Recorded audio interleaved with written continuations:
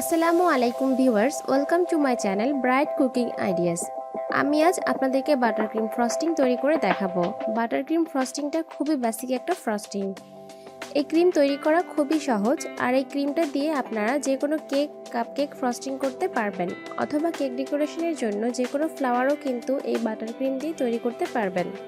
এই ফ্রস্টিংটা তৈরি করতে আমি এখানে চিনির গুঁড়া নিব 1.5 কাপের মতো। আপনারা চাইলে 2 কাপও নিতে পারেন, এটা টোটালি ডিপেন্ড করে আপনাদের টেস্টের উপর।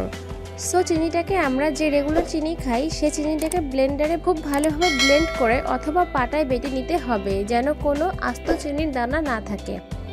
এরপরে ছাঁকনি দিয়ে সেটাকে চেলে নিতে হবে, এমনভাবে চেলে নিতে হবে যেন কোনো আস্ত দানা থাকলে সেটা ফেলে দিতে হবে এবং পাউডার অবশিষ্ট অংশটা নিয়ে নিতে হবে।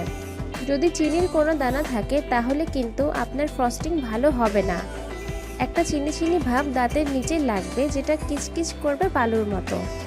সো যাই হোক, আমার বাটার লাগবে 200 গ্রামের মতো।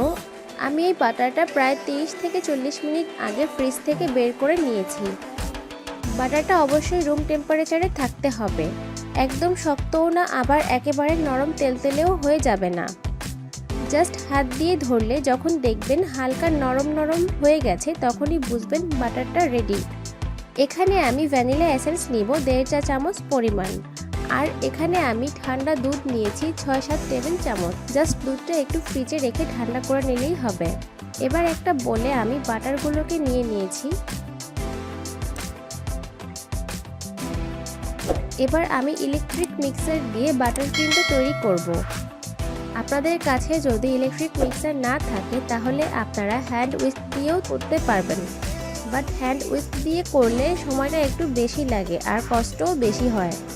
সো আমি এখন রেগুলার স্পিডে এই বাটারটাকে একটু নরম করে নিব।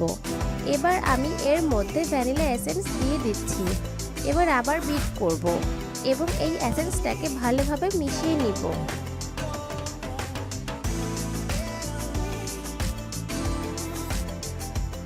এখন আমি এই গুঁড়া চিনির কিছুটা দিচ্ছি, পুরোপুরি একবারে দিব না, 2-3 বারে দিব এবং আবার বিট করে এই চিনিটাকে ভালোভাবে মিশিয়ে নিব। মিক্সড করা হয়ে গেছে, এবার বাকি চিনিটাও আমি দিয়ে দিব। তারপর এটাকে মিশিয়ে আমি সামান্য একটু দুধ দিব। দুধটা পুরোপুরি একবারে দিব না, জাস্ট এখন 2 টেবিল চামচের মতো দিব, দুধটা পুরোপুরি নাও লাগতে পারে। এবার আবার বিট করব, আরও 2 টেবিল চামচ পরিমাণ দুধ দিয়ে দিলাম। আমার মোট 5 টেবিল চামচের মতো দুধ লেগেছে, আপনাদের আরেকটু কম বা বেশিও লাগতে পারে।